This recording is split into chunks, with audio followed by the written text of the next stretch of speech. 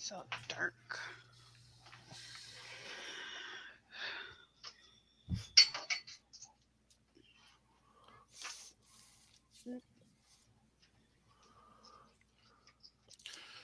Hello, welcome to the Reloading Podcast here on the Firearms Radio Network. And tonight, we found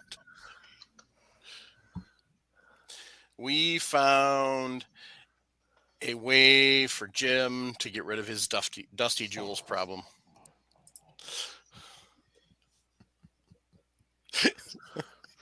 So it's called the Jewel Cooler. Oh, I And there we see. go. Jim can solve his Dusty Jewels problem.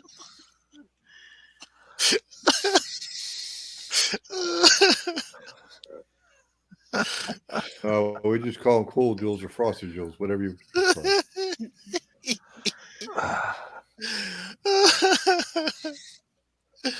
I am pretty sure that the audio for that is fantastic, but I don't want to get the podcast pulled down, so I'm not playing it. Oh, happy Tuesday, all. Yep. How's everybody doing? Doing Nick, good go here. Doing pretty good. All right. How about the Coffee Shark? Coffee Shark is tired. Coffee Shark has been busy. Well, obviously the Coffee Shark has not been sharking coffee. What the hell? Look, I'm really about two thoughts away from just tapping my arm and just IVing it. Right? Oh, we'll get you set up there, Sherinda. Not a problem. That's right. Yeah, I got a bunch of stuff coming up the next month or so. Weather's getting warmer. Time to go shooting critters. Yes, or bust some clays or set some traps or something. Yeah. Snow goose. Speaking of traps and trapping, what'd you just get recently? Me? Yeah. You were showing it off. I got a bunch of stuff. I just never posted all. Let me go through it in my head. I see I got a GPS, Mm-hmm. the Garmin E-Trek. A friend of mine sold me hers for the price of shipping. Mm-hmm. That's It's a actually good- worked out great. Yeah, it's a good basic unit. Yeah, it's for what I'm using it for, it's perfect. I got my pawpaw trees marked so I can go grab me some this spring and Uh-huh. this fall, and hiking. Yep. Doing a lot of hiking locally. I got my crawfish spots tagged. Mud bugs. Yeah, but they're so tasty. I know they are. Yeah. Mud bugs are delicious. Yeah, it's been coming in handy. I think it's just making me get out and play with it. It's a gadget. It's making me get outside, so that's great. And my mommy. Okay, so I'm an only child, so my mommy still buys me things, and since I wasn't an outdoorsy kid, she's indulging now, so she got me Catadine Hike Pro water filter, Yep. Okay. so Yeah. I can make coffee with creek water. Yep. There you go. Yeah, just getting random things here and there that I need. I'm looking for a machete next. Ooh. You look confused, Mike. Oh, well, I mean, Gerber's got a decent basic one if you need something cheap. But I was trying to think. I thought I saw one on Expert Voice. It was pretty nice. Extra voice? Yeah. Mm-hmm. I just needed to not be a $5 one from Walmart. No, you don't want a $5 one from Walmart. The Gerber one's not bad. Okay. I've got one that I've played around with a little bit, but The old military GI ones were good. yeah, but you can't find any of find those that them. are worth anything anymore. Yeah. No, I'm just saying. The last time I used one, they were good. Last time You probably used still one, you got were on one. active duty. Last time you used one, you were on active duty. Yeah. That's a day or two ago. Oh, here we go. Wahongi signature kukri. There we go. Ooh, Yeah. one of the most effective weapons Sogs. there is. Sogs got a couple of them. I thought about a SOG, and when I make the purchase, it's gonna be whoever's on sale during that time. Right. Oh, in case anybody was wondering what the hell I'm up to, a friend of mine's husband has some e-bikes, and I was like, "Hey, can I play with one?" Meaning just driving around the block, and they were like, "Only if you let us take you backpack camping," and I go, "Only if it's not more than 2 hours away." So I'm gonna try it, Is that but 2 hours hiking, or is that 2 hours away from where you're gonna 2 hour from your drive house? away from my house. The Okay. hiking part, I'm open to it, but I have this rule. I have to have these hard rules set with my friend. If one is introducing me to deeper things in the outdoors, we do a trial run 2 hours away because the Blackanese has a 2 hour radius in me to try things. And if I don't like it, I'm just 2 hours back home. Uh, Well, the problem with a backpack hike is it's the 2 hours on your feet with the backpack. Mm, that actually doesn't bother me. Oh, Like I've been and walking with the pack since last year in the winter and all this stuff. So I've been working up towards it because eventually I'm going on an elk hunt. Don't let the don't let the chunk fool you. okay. I don't blame you on the elk hunt. I'd you know go again if I could. That would be ideal. Mm, Um, but backpacking is oh boy, I don't yeah, I have to get a backpack too, but I'm gonna borrow one before I invest in one. Like if I don't like it, nothing lost. So problem is you got to fit them to your body. yep. yeah, Okay, and Sharenda, I have a suggestion for you to try. They're not that expensive. Medium weight, medium size Alice pack. Yeah, that's GI stuff, but they don't I even don't need even another know weight. what the hell that is, Jim. What the hell's an Alice pack? uh, Backpack, backpack with a frame. yeah, it's a framed backpack instead of a frameless system. Okay. But yeah, it's a good. Alice is a good system, but um, you can carry a lot of weight on an Alice system. See, I don't want to carry too much weight. Like I need to get Well, a you quilt or a mummy bag, Well, and you look that's at it this done. way, nothing over 35 pounds if you're going to backpack total weight. Yeah, I think for right now. I think I am under that. I need to reweigh Yeah, my that's tent. including your pack and all the stuff that goes inside of it, your food, the whole 9 yards. Anything over 35 pounds, you're overloaded. Well, and here's the thing, Paul. Y'all forgot. I'm riding an e-bike.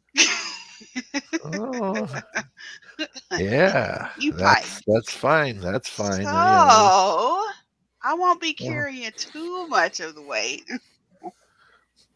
hmm okay. Not too much. I'm cheating. Like, Well, there's nothing wrong yeah, with it. You get yourself some panners on that e-bike, and you'll be all set. yeah. You can't just Yeah. dump me right smack in the middle of any. You gotta ease me into this stuff. Okay. Ease Okay. me into it. I mean, it all started with sporting clay, and then I'm out here chasing birds. You gotta sucker me into it. Well, you're chasing deer, and you're chasing ducks, and you're chasing pheasant, and now you got quail on your list, and you're sitting there, Trying to looking get at a elk. coyote. Looking at elk and mule deer and Sure. aoudad and onyx and all them other things that are out there out west. Um, All the tasty things. Sharon, I got one better for you than your e-bike. What? This is what I want to go hunting with. Let it restart here. Ah, Oh, is that? Oh Lord, does that have the E-track? I can't. Oh, with the cooler on. Hell, I need that right now. Forget hunting. Right? Oh, I'm saying, yeah, I could use that year round, but All right. yeah. Right. Oh, and I'm also about to get another bench to put in here in the office. Get rid of this cheap one, nice. so I can set up all the presses instead of swapping them around. Good. And There's then Nick's advantages to here. that. Nick's here, so I'm gonna be getting on him and his sister's nerve. Now I got his sister's phone number, so It's all over, Nick. yep, Oh, I it's a know. I know done it's not deal. all. I've told her she need to get with Shrinda. She's been here for 9 months. My sister has in the Yeah. KC area, and it's like you need to go shooting with Shrinda. At least But Nick never something. gave So her my phone number, so I thought I did. I got busy, and so hmm Hey, Sharenda, when I come down, are you going to take me down to 18th and Vine? yes, I will. Awesome. Yes. I don't know if it's gonna be as great as it was the last time you've been there. Like I think they've changed some management, or I don't know. But sure, we'll go. All right. So, If you ever make it down, you always skirt around. yep. Like I'll I'm make it three down there. hours away. Oh wait, the highway took me this way. I blame Google Maps for that bull crap. So that would have been a fun trip, but there was parts of it that sucked, like getting stuck at the rust stop and the snowbank, and coming back when the GPS decided to take me on detours that it shouldn't have taken me on. Yeah, that was some bullcrap. But Oh, and I gotta go gun shopping probably in the next couple of weeks with a friend. She got a terrible. new job. So she's like, do I want a bolt action or a semi for whitetail? And I go, well, All of the above. I said, the question you have to ask yourself technically is which one do you want first? First, correct. It's like, you're not going to try to talk me into just one? Why? You're just going to be circling back to this conversation in 2 years. So you just, Why don't you just tell her, yeah. just ask him how much it is for two? She never gave a price tag. There you go. And this was my vegetarian now hunting friend. Nice. Okay. Yeah. So I'm like, oh, no, just get both. Yeah, there you go. Like we'll find things to do with the extra one. Mm-hmm. Yeah. Right, Jim? Yep. So what you been up to, Jim? Not a heck of a lot. Just working. Yep, I know that feeling.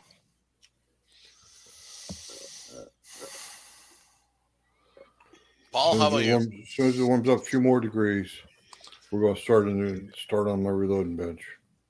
Nice. Oh. Good. Digging my way into it. Did you say Okay. We. You gonna put Marissa to work too? No. Okay. She looks I like have she's to, I back have there to include etching her up because she's sitting plans. right back there behind me, over my left shoulder. Wait, where's my camera? Shrenda's waving at you, honey. They're all waving at you, even the guys in the gallery. Good night, everybody. Yeah. Anyway. So you're trying to make headroom on your reloading bench? Yeah, I have to take stuff back out to the shed. You thinking about running everything out in the shed? I am. Wish I could. Had the money, buy a new shed, and run a power line to it, but we'll see. Okay. The only thing I thought of that might work without having to dig a line, lay it in a line, like for 30 amp service, is create my own 30 amp service with my generator. Okay. Yeah. Yeah. That works. You can do that. That works. Put up a panel and wire it into it. Right. Exactly. Yeah. Build myself. The only thing is my shed's already full. I have to take 3/4 of the stuff out daily just to get in there and work, run the wiring and such. Yeah, That's it's no not fun. like it was an empty, brand new shed. Shall I? No fun. Thanks for the sympathy. Dang. You're Ooh. mean, Shrenda. Ooh. Just for that, I'm gonna put you on the show. We Oh, look at you. listen to Jim whine about his shed reloading bench problems, while some of us are still trying to figure out how we're gonna put ours together. Oh, you're so terrible. Thank you, That's lady. just terrible. Appreciate it. Just terrible. Yep. Hmm, So hmm. me, I'm hoping to get the hell out of here tomorrow or the next day or whatever, whenever the doctor gives me the 100% okay. Yay. So, Yay, we want you to go home too. And yeah. stay home and stop having to come back. Well, I just came up here to have a checkup, and then all of a sudden I get a heart attack. Coming back from the checkup. You tell me what how wrong that is. Right? Doctors gets an EKG. He looks at it, says, "Okay, you're good. Time to go." Yeah, in the car on the way back. Better stop at the hospital. But Yeah. No. yeah. Fun. Ooh, excuse me. So. But yeah, we're get that over and done with, and get back and start getting into. Well, I got that new 22 I'm going to build. I'm starting to put stuff together for that, Mm-hmm. and then it's hopefully they give me permission to start driving again, which is the big kicker for me. Yep. And I'm not going to make it this year out prairie dog hunting. First time in 30 years. Yeah, no one's able to go this year, and I can't go alone. When are you planning on going? Um, I was looking at end of May. Mm. Nah, I can't. I don't think I can make that work with school getting out and stuff. So if it was later in the year, maybe. But Out Yeah. of school getting out. Wife's teacher. no, I work for the Kids. school district Thought you work for Cabela's. part time. I mean, Bass You Pro. think you think Cabela's What? can afford to pay me what I'm worth? No. Hey, I didn't ask you. I don't know what you had going on with Cabela's. For all we know, you fake poor and you own Cabela's. Who knows? Uh, He wishes. Technically, Johnny Morris owns Cabela's now. he's not running it, but he owns it. Yeah. I He let liked his it lawyers run better it. when they were separate from Bass Pro. Did I say that out Yeah, loud? he doesn't run it, but yeah, he technically owns it. Everybody says that. Yeah, Johnny's lawyers run Cabela's just like they run Bass Pro, and it's a giant crap hole. And don't let them fool you; they're not very Second Amendment friendly. No. They're fishing friendly, but not Second Amendment friendly. So, Well, that's a safe bet. yeah. So, And Cabela's was never Second Amendment Second Amendment friendly. They were just hunting. Yeah. Outfit. yeah, but at least with Cabela's, you didn't have to fill out basically internal version of a 4473 to buy a black powder. Yeah. Okay. What? Seriously? So basically, Cabela's or Bass Pro Incorporated took all of the questions off the 4473, and in order to buy a black powder, Rifle. you have to fill that out and sign it, and then have it inspected. So, On something that you could buy through the mail. yep. That's So. stupid. But that's with lawyers running everything nowadays. Yep. So, Yeah. I heard that Polymer 80 got got their temporary injunction. Yes, they with the did. judge. I didn't read all the details on it, but yeah. And then today, the ATF came out with a letter saying that we are going to investigate Palmer 80 to see if they're following through on on the guidelines that we wrote for their final rule. After the judge just told them, So, Yeah, of course, because you know they are the poster child of government overreach, so they're going to try and do whatever they can. sure. Because Congress isn't going to stop them. Oh yeah, the joke in Congress is um, the ATF coming in there to testify. Yeah. When has Congress done anything with somebody testifying? No. So can you magnaflux brass?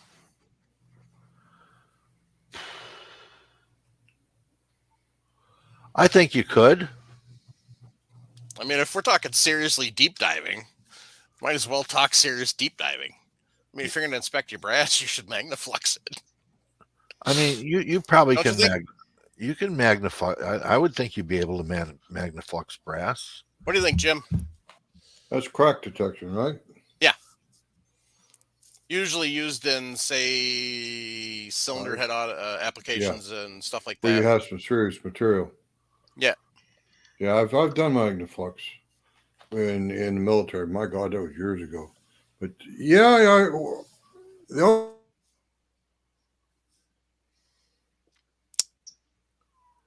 And he froze.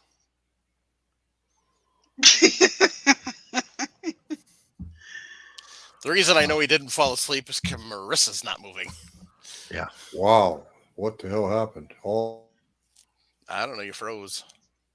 So He's frozen again. I guess you can't because Ray and GGW both are saying it's got to be Buffering. Ferris, and so did Justin. So I don't know. There's chemically a way of doing a magnaflux. Yeah, there's a cracks. chemical Right. But not Brass. not an actual machine looking at it to do it. Mm-hmm. But all the magnaflux I've ever seen done and worked with was doing it with a chemical. In other words, you clean it with one chemical, then you spray it with another chemical, then you clean it with a third chemical, and then you put a detector on as the fourth. And it will tell you.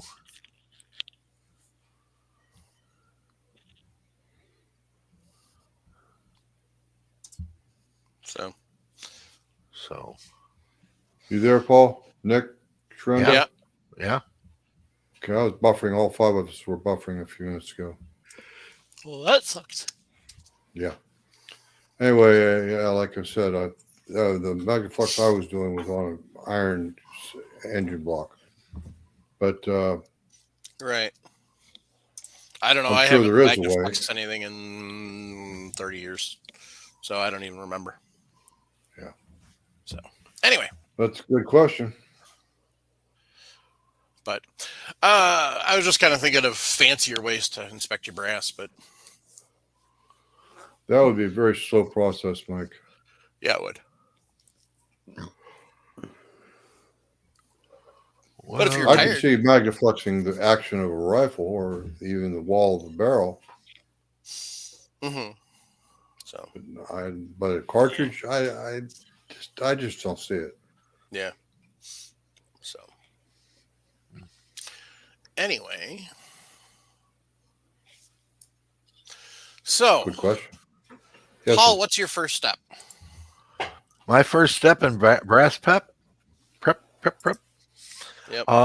First thing I'm going to start with a new case. Okay. So I'm going to take Brand that new case. brand new case.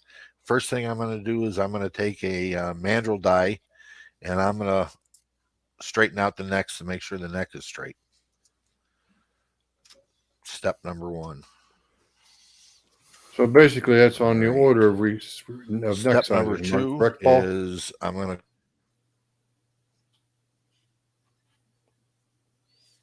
The heck? Mr. Nelson, are you there?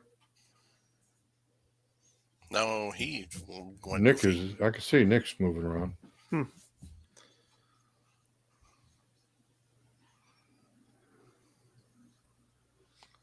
Good grief. yeah. Hold on, we got private chat, Mike.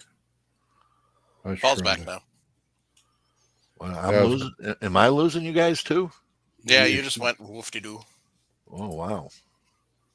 Okay, Paul. My question to you was: this mandrel die you're talking about, is it on the order of neck resizing? Same principle. Sure. Same principle as neck resizing. Yes, it's just a die that straightens the neck out. That will bring it up to, if it's a 6 millimeter, it'll bring it up to 260 243.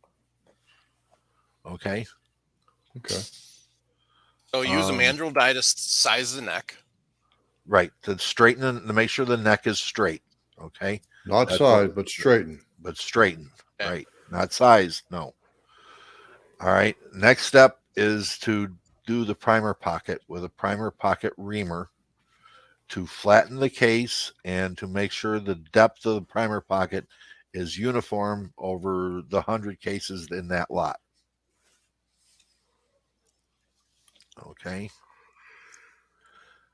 Now, I do things a little differently, as I will assign 1,000 primers to that 100 pieces of brass, and I will get an average of what the height of that primer is. All So right. I know um, how deep to ream that primer pocket. So between 3 and 4 thousandths below the top of the case head. Okay, so I'm down that far. I'm down that far. Um, then I'm going to take a flash hole deburring tool, and I prefer the K&M versus the Lyman and other types like that, because they produce a very small um, uh, what recess Chamfer. recess in the in the case head, and they also don't oversize the flash hole. In other words, Lapua case is going to have a .60 flash hole, whereas a standard case is going to have a .082 flash hole. Okay, I mean, so K&M makes tools for both of those, so you can set the flash hole. You can ream out the flash hole consistently with the size that it's supposed to be from the manufacturer's case size. So now we have the case head fixed up, as far as the primer pocket being reamed and straightened. The flash hole has been taken care of, and all the burrs in that have been removed. Now we move up to the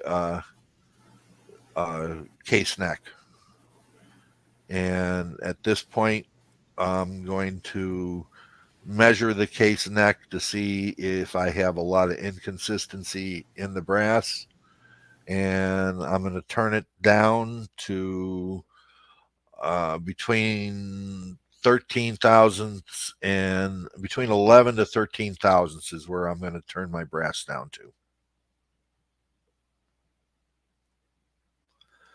So the case wall thickness is going to be that 13 thousandths, or that 11, between that 13 and 11 thousandths, depending upon the size of the bullet.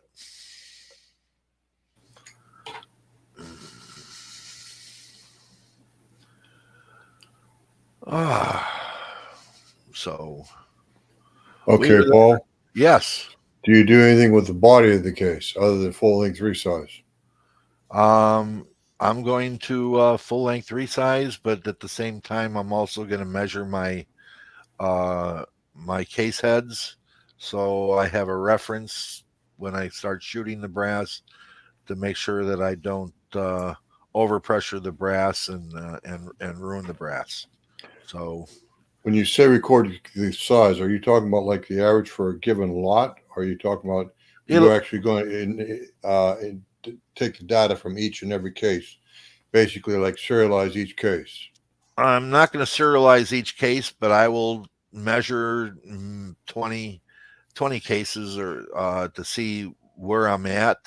And if they're giving me a wide variation, then I may sort it into different into a batch and say, these are within uh, two 10,000ths across the board, and put those into one lot, and the ones that are lower, put those in another lot, and the ones that are higher, put those in another. So I'll have a bell curve of three different lots.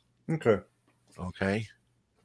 But mainly, I'm looking to see if there's a good average in there that lets me know that I can measure my case heads to see what my pressures are going to be.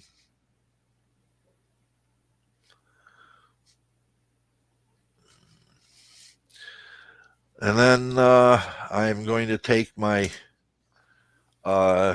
case gauge, my case gauge, and which is a Sinclair uh, shoulder bump gauge that has the angle of the case. So like 308 is 20 degrees, 223 is 23 degrees.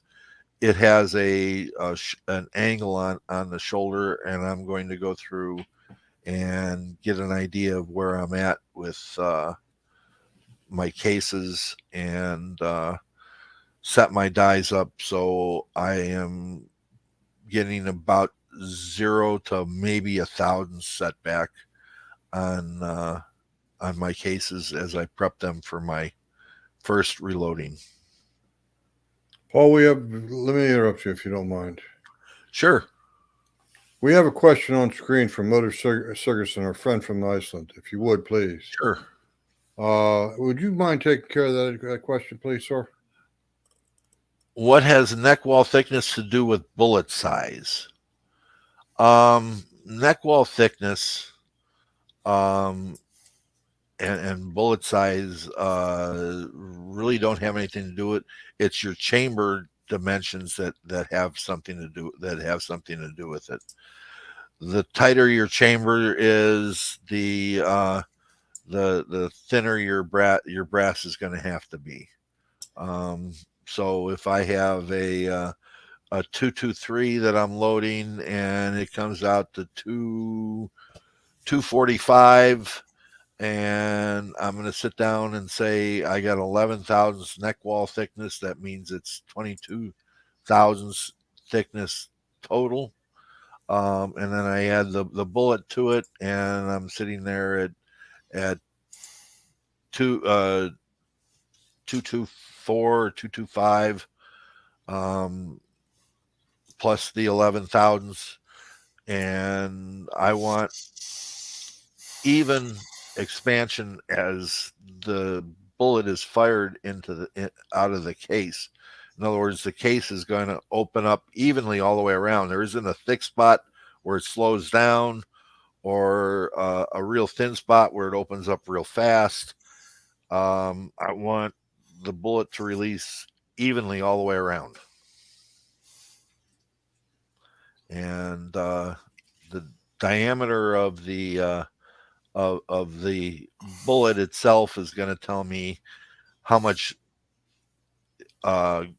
grip that I need on the bullet in order to hold it through the feeding function of the gun. So 308, I may keep it at 13 thousandths. um, 20, 222, 223, 222, 250. It's going to be closer to 11,000, maybe even 10.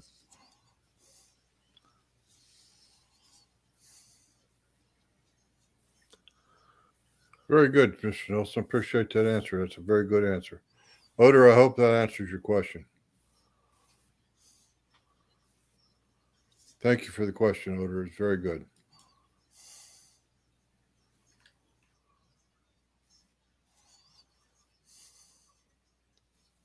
Go ahead, Mike. So, what's out of those steps? And I kind of my computer went so. Okay. Um, You just lost um, Brenda just by. yeah, we're having computer issues tonight. Oh yeah, Mojo you are. Precision LLC. I see your note. Send me an email at reloadingpodcast@gmail.com and we can talk. So, um,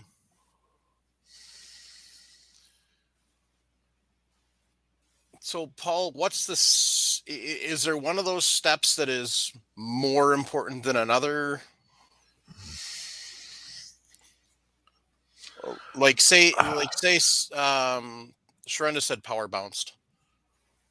So there's some solar flares and crap going on. I don't know, but um,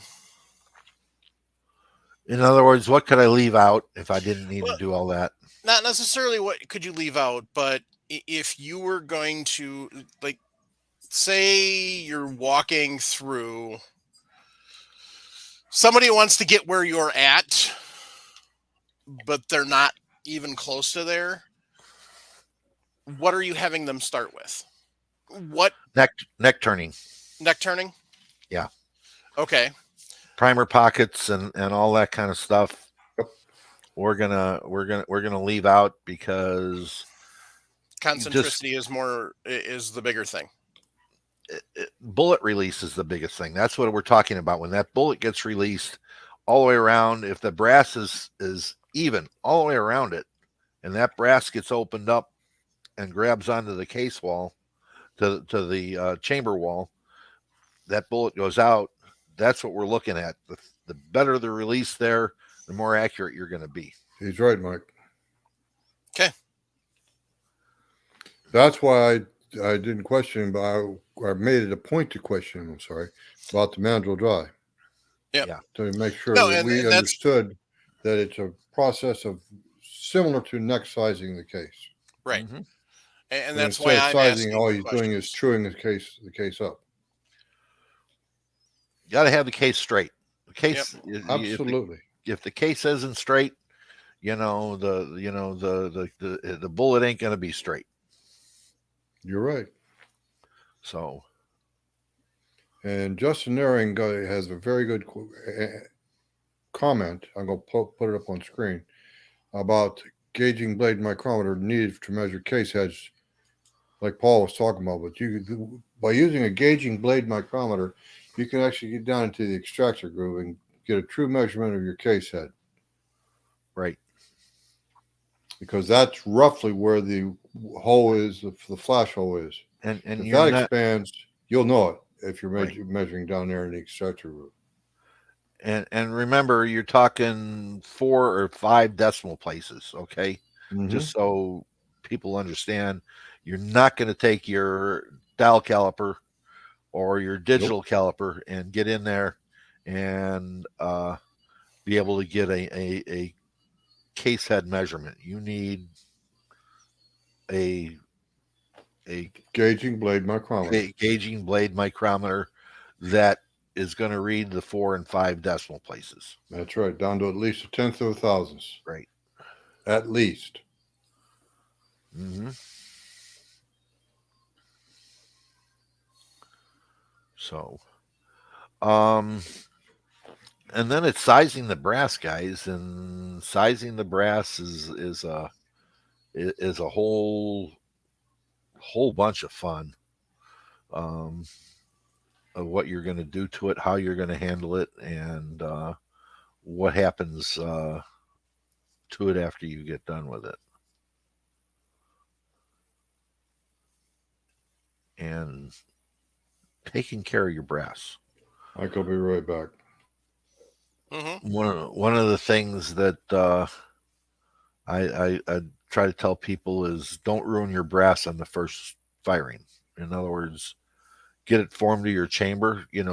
Take a good 2/3 or 3/4 load, and when you fire your brass, uh, that way you're not stressing your brass too fast, and setting yourself up for case failure down the road, which can happen.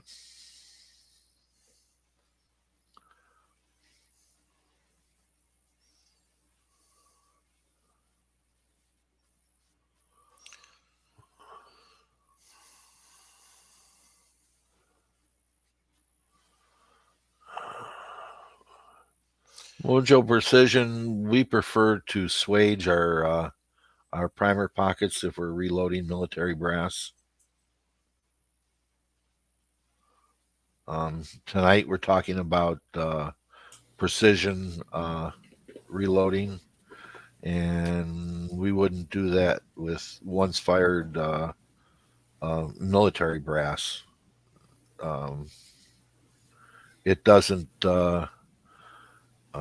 It's been misused or abused even before we get our hands on it. What are you talking about? Abused brass from an M60 machine gun. Come on. Or 249. I mean, come on. We all sit down and have our little tricks and stuff, and we can sit down and measure and try to put something in a case gauge and look at it and see that it's got a lump on the left on one side of it, on the seaside of Lake City, it's got a got a hump in there, or um, walls thinned out some places, and separate head separation is going on in there. Boy, I hope not.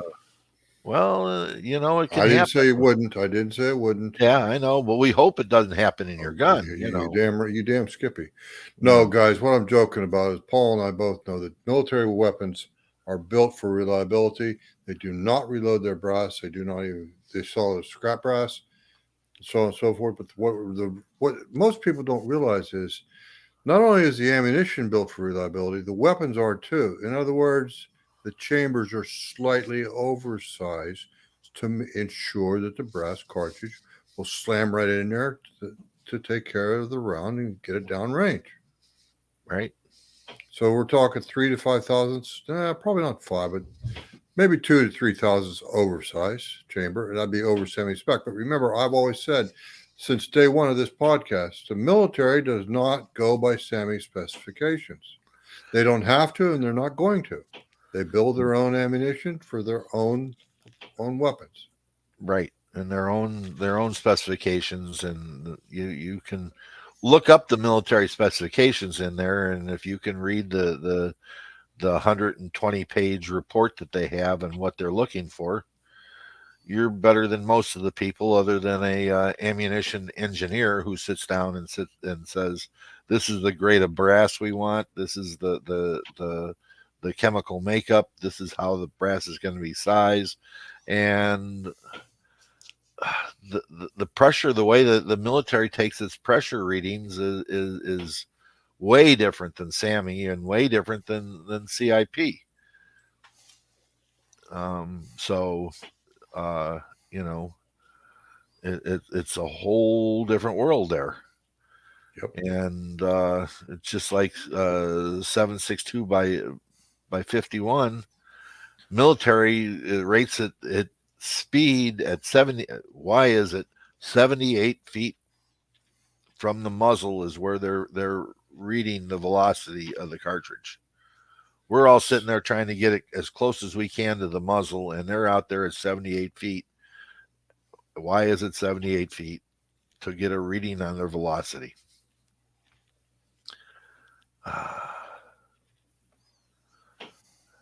I honestly have no idea why they would take and set the testing equipment that far away. I don't know. Maybe it's to get the variables of the atmosphere out of the way. Well, who knows? They're Who probably knows? using some sort of lab radar, some sort of something similar to lab radar for measuring velocity, Yeah. where they're actually taking a chronograph reading, a good chronograph reading average of the bullet all the way to the impact point. Mm-hmm. Because remember, that bullet is traveling slower than the speed of light. They can use the speed of light as a constant. That is to say, the radio waves from the radar equipment travel at the speed of light. But anyway, man, we really went into the deep end of this stuff. That's the idea. GGW Outdoors. Yes, to check for head space separation using a paper clip.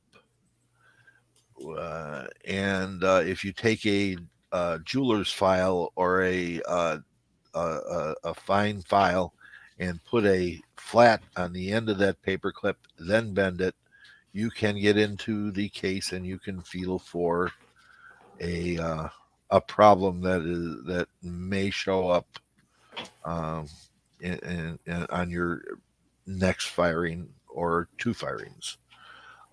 You will feel the thin spot in the case between the head and the main part of the body of the case.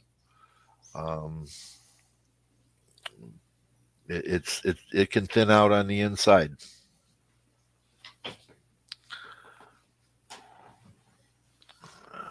Mojo Precision.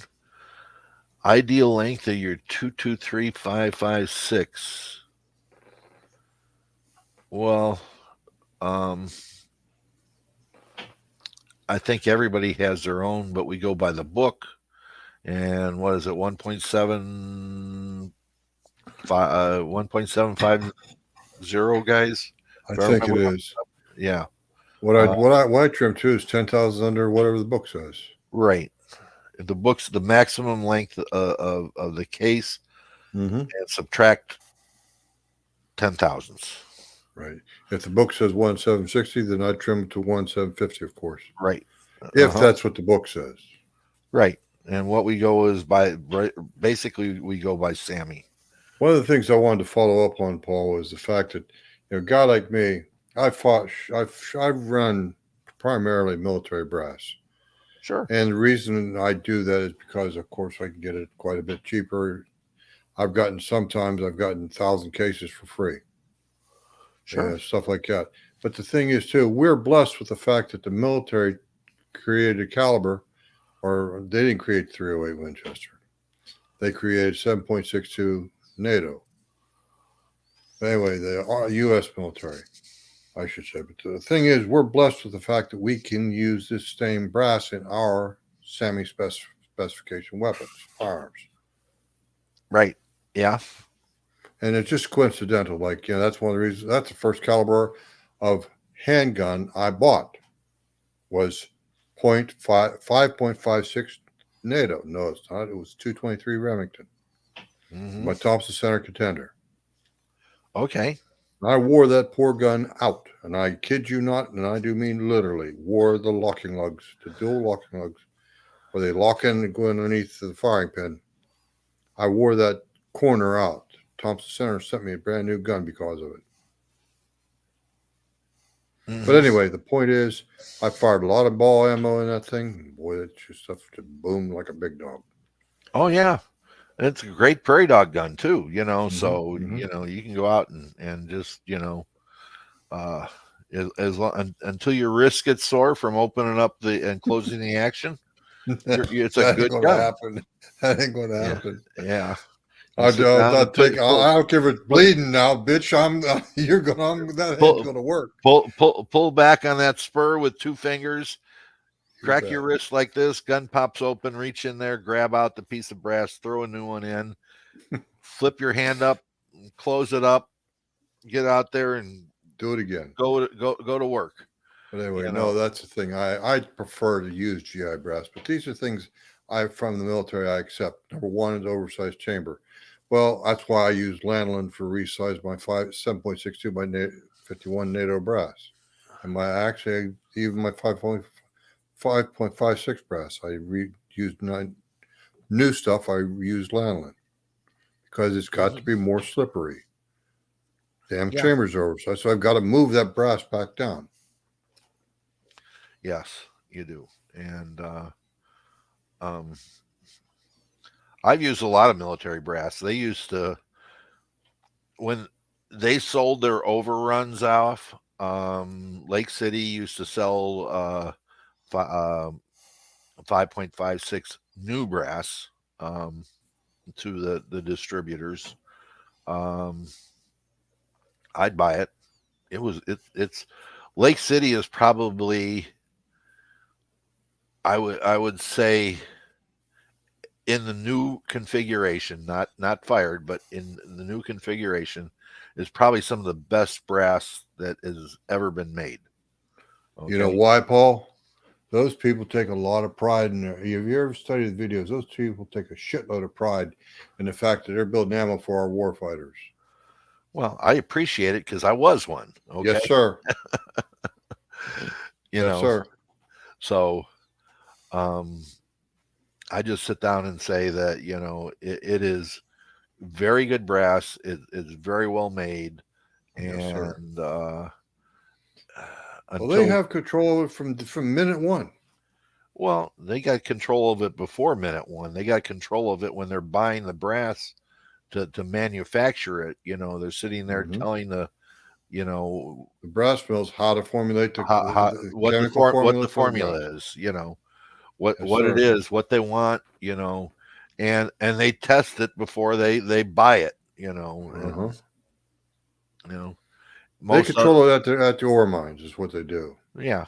But it comes down to the point is instead of accepting things, they go beyond that, and they don't accept it unless it's right, That's which right. is hard to find nowadays.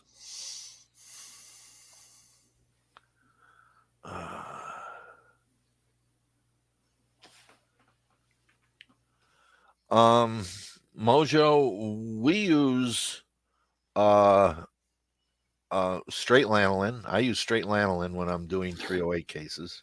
Hmm. Um, and I put it in a tumbler with a small amount on a towel and let it go through the tumbler like that. And to take it off, the easiest way to take it off is denatured alcohol. Just get a gallon of it, put it in a 2 gallon can, and get a old coffee can or something, and put a couple of a piece of steel on it. Dunk it in the denatured alcohol. Give it a shake up and down a few times. Comes right off. Mojo, the question, what your question was to lanolin mix, as Paul already said. He uses straight lanolin. So do I. I use pharmaceutical grade lanolin. Hmm. 100% pure pharmaceutical. I bought a pint of it, and I'll tell you what, that pint will probably last me for the next 10 years if I don't. I put it in a stainless steel bowl with a plastic cover, and I just touch it like that, and I got 4 or 5 cases out of it. Those are my reloads, not new. Welcome back, Sharonda. Hey, girl, how you doing? Good now that I got some internet back. Oh, okay. So, what's your secret to breast prep? You're talking to a lady that hasn't reloaded in at least 365 days. Shame on you, Whatever. Char. I don't really have a secret. I got an ultrasonic cleaner. I'll just usually toss them in there, let them dry, and then I'll toss them in the tumbler and walk away. Polish them up. Okay. And then when I dump them out, Computers are I don't stupid. pre-sort them, but I'll Dooby dooby inspect doo. them and make sure they're not cracked or anything. Brass No secret. inspection. Yeah. No Very secret. important, isn't it? Yes, because I've had a couple of 380 cases slip in, and Okay. couple of cracks, couple of weird ones where I'm just suspect and toss them anyway. Okay, I'm going to divert off here because of what she's talked about. Jim, a big dent in the case, side of the case. Use it or lose it. Jim, Well, you're on mute. you're mute, Jim. Sorry.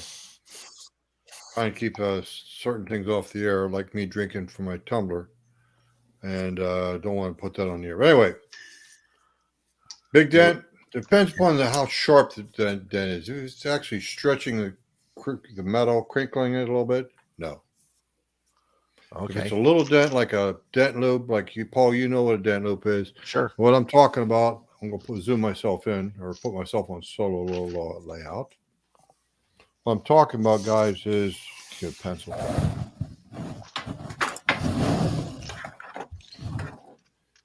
Getting a dent right here at the shoulder. Okay. And that's for a little bit of hydraulic dent from a little bit too much lube in there, and they'll build up in there. Those will pop right out when you fire it. Okay. But Dent, now, dent in the body? no, dent in the shoulder, maybe Yeah. down below the shoulder, but it's got to be a little tiny one, no bigger than, say, the head of a plastic pinhead. Okay. You know, like for sewing or something like that. Something like that. If the dent's the size of a primer pocket, like so, if that dent's that big, So you're I talking like a probably not going to use it. millimeter. A millimeter or so. Yeah. Yeah. Okay. And well, the thing is too, if it's got a nasty crease in the metal where the metal's actually been folded, no, you can't use it because the brass has been weakened. Okay. Take the- So there is a way to damage brass with a dent in it, and hydraulic shoulder dents are not so bad. Agreed.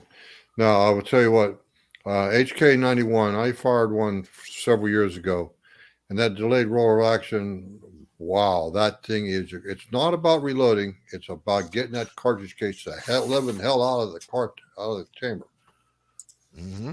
That stuff was that firearm, that weapon was hell on brass. It just about made just about every case not reloadable. Like, you talk about an expensive rifle. Damn thing, you have to buy factory ammo for the damn thing. Well, originally it was a pretty cheap rifle. Yes, sir. It was The one I'm talking about was sold for $300, brand new. right.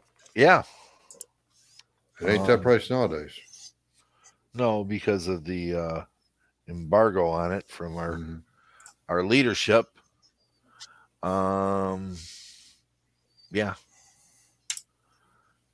But Well, I don't load any casings that has come out of a fluted chamber because I've had issues with them. I haven't had them personally, but my dad has, where it gets stress factors in the case wall, and it's basically caved into the brass itself. So that's all the like the G3, the MP5. I have my SVT 40 is that way. So yeah, there's quite a few rifles out there that have a fluted chamber that basically make it where you're just shooting factory brass through it. You can't reload those out of it. So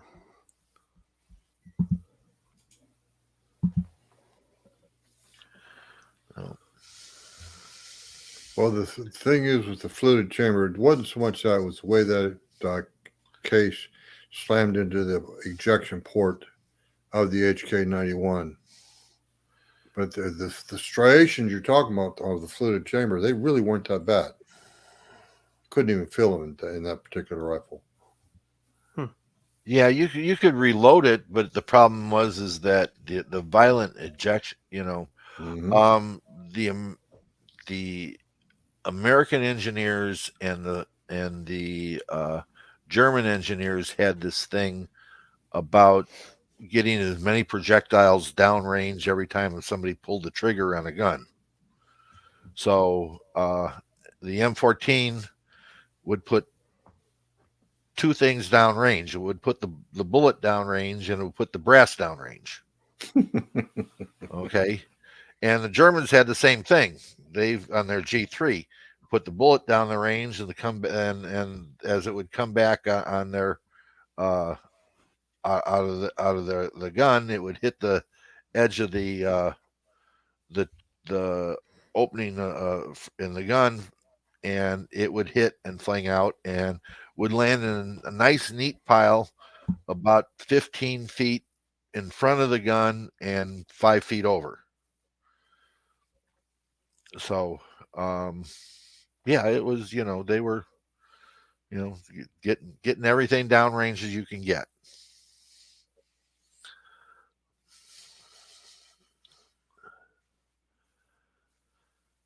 Now then, Nick, what about you with your fancy loading for your milsurp and old cases that you have to manufacture? It depends on really what I'm doing. For instance, like just 30-06 or some of these other basic cartridges in the milsurp. If I'm just using like once fired or even new, I'll just resize at that point. Um, but if I'm manufacturing cases out of other stuff, um, perfect time. Our buddy from EP Integrations just jumped in.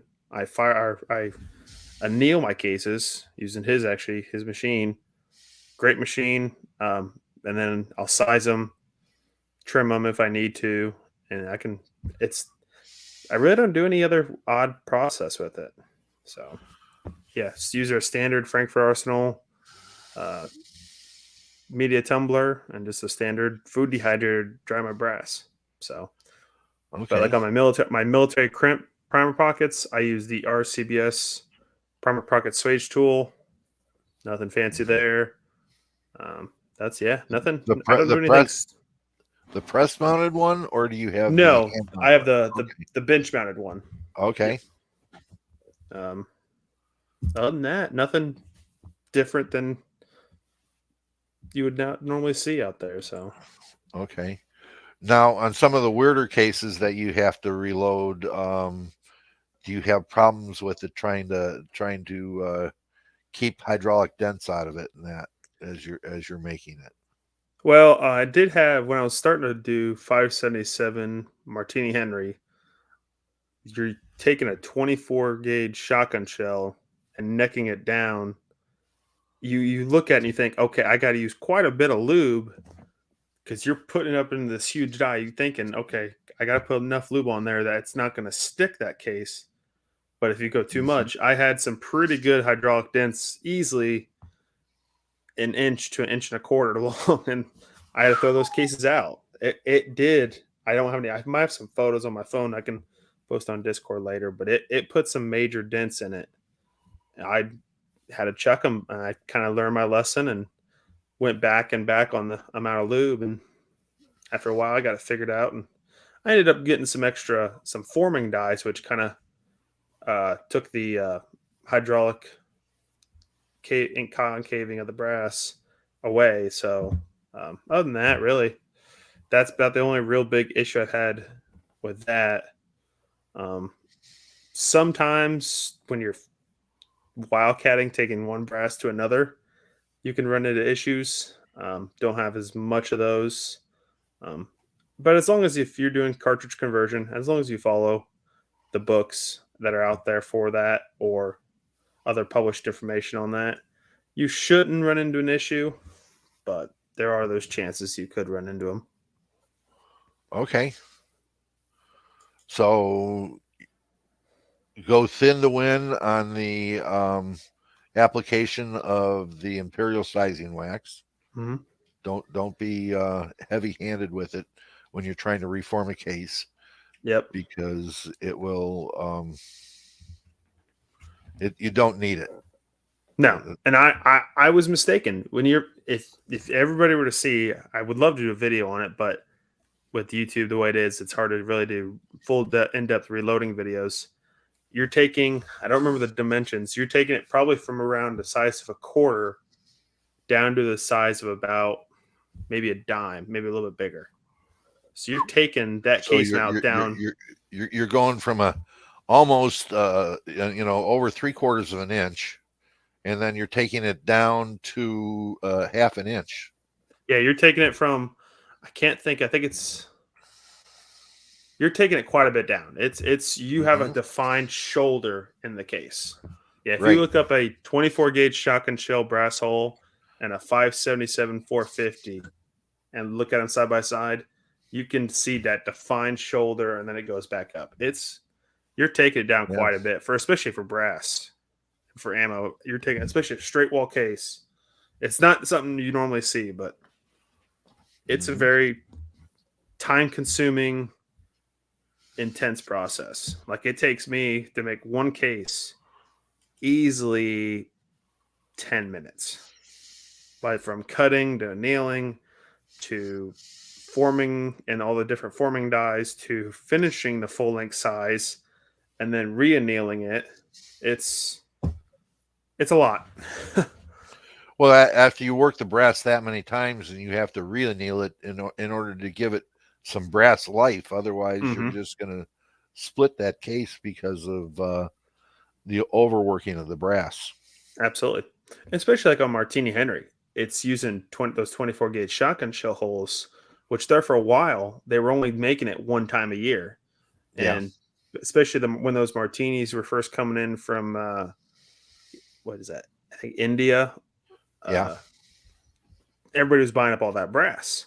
So you'd get huge batches of that brass come in, and then you wouldn't see it for a year. Fortunately, now Okay. we're seeing the brass quite often that we can make it. You can still buy. Companies do make 577 brass. It's not cheap. You're pushing about $8 per piece of brass from the factory or from companies that do it. But I can pay. I think I'm at 275 for the brass, and then I have the dies, expense, and all that. But it's for a gun from the 1880s that's been an obsolete cartridge since the turn of 1900s.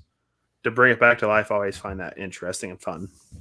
Sure. That shows determination, dedication, Nick. That's what reloading's all about, right there. That's hand And loading. I That's tell hand people that, loading. and I've told the guy here. I ran into a guy this weekend. He's like, so when we went to Cabela's, I visited Srinda. Srinda and I met up at the gun shop, and then Dad and I did some other running and ran into a guy, and he was looking at Nick, you're not reloading. very careful who you hang out with if you're hanging out with Shrenda. Hey, I if I was a resident here, I would have bought a gun, but I'm not a resident yet. So, Hell, everyone knows I love Shrenda. Yeah. oh yeah, Srinda's awesome. But Good dude. Go ahead, please. I was telling a guy about what I reload. Yeah, it's incredible some of the stuff. Yeah, between that 577 Martini, 577 Snyder, some of the other oddball cartridges. There's so much fun and joy in taking a gun that potentially has been shot in over 100 years and bringing it back to life. I Mhm. find that enjoyable and just having fun with it. So I get away with murder, don't I? She doesn't know I beat her up while she was offline. Uh-oh, she's getting a rolling pin after me. Yeah, I was being summoned. Um. I what do just we told have? Nick he wasn't very careful who he's hanging out with if he's hanging out with you, Shrenda. Oh, hey, I'm already getting him involved with a rowdy bunch of people up here Oh, good for you. before he moved up here. well, the Sharenda got to meet the whole family this weekend, so Yes, she knows Dad and I. She knew my sister from one other time meeting with her. She finally got to meet my mom. So she's a sweetheart. I'm keeping Yeah. her. Nice. Anyway, guys, we're sorry about all the internet issues. I had to actually shut off my browser and start a complete new Windows. Had to sign back into StreamYard and everything. Mike's still having issues. The whole Only net person seems on how it is Nick. and it's having weird. I'm difficulty. running on a mobile hotspot. I would think I would be the one to have the internet issues, but Well, you run I off guess your not. you're running off your cellular carrier. We're running off our individual ISPs. I that got could be Google okay. Fiber. Okay. I'm not sure what that means, Shrenda. That means it's not the best. Yeah, I'm running off of an internet provider myself, broadband. Sorry about that. But anyway, I'm not sure, Mr. Nelson. Uh-oh. Shrenda, you still there? I'm still here. You just went blank. Well, I'll turn my camera off if my computer starts running a little glitchy. I'll turn the camera off so it's not Okay. lagging. All right. Thank you, ma'am. But anyway,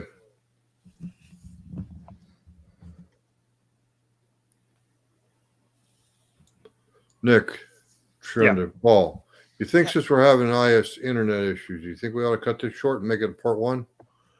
This is a hell of a topic. Yeah. Yeah, we can do that. If we're having internet issues, let's come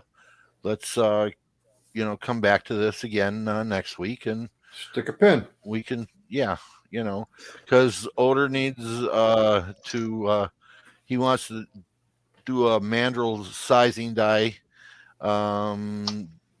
and we got to talk about that kind of stuff, and EP integrations is on here, and talk more about annealing cases. And Yes, because that's a topic we haven't even begun to touch. right. And that is definitely part of reloading. Uh-oh, looks like Mike's coming back. And six pack projects is talking about cutting 30 cases, and that, and for 401 mags. Ooh, that's a tough job. So yeah, I mean, we've had problems with the internet with everybody getting on here, and I want to be able to talk to everybody, and let's put a pin in it and come back. Is that okay with you, Mike? What's that? We were talking about putting a pin in the show because everybody's having internet problems. Shrenda's getting kicked off. Yep. I'm getting I just got delays. I've been gone how long? Yeah. So sounds like a good idea. And, Yeah. And so is that the 401 mag? That's the herder's mag, right? Right. Okay. Yeah. Because Aaron from We Like Shooting has one. Mm-hmm. And he was asking me about it. I said, well, first you're going to have to find some dies, and then we'll have to figure out how to make you some brass. 30-30, yeah. So. And a lathe. Well, there we go. So. Alrighty, gang. Yes. So. Yeah, we're going to stick a pin in it for the moment. We're going to make this part one and part two. Because we haven't even begun to get into brass annealing.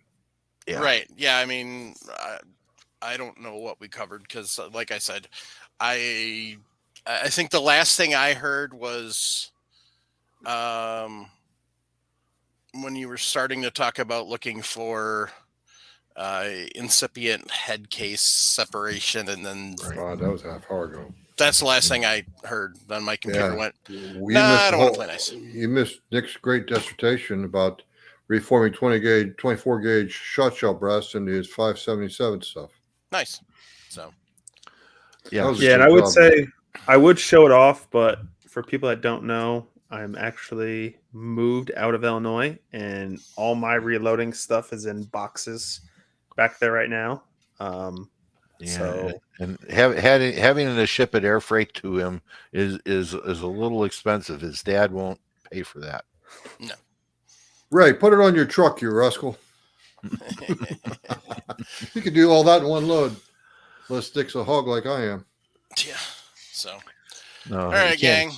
I have not found a reloader yet that could fit all his reloading stuff into one 8-foot pickup truck. Does not work. You're right. And I'm one of them. 2 or 3 more like it. Anyway, Go ahead, Mike. Nope, not a chance. Yeah. So, swing over to Patriot Patch Company, patriotpatch.co. Ain't she pretty? Ain't she Yep. pretty? Still in She'd a be wrapper. pretty if she wasn't in plastic. Well, I'll show you the sticker then. The sticker.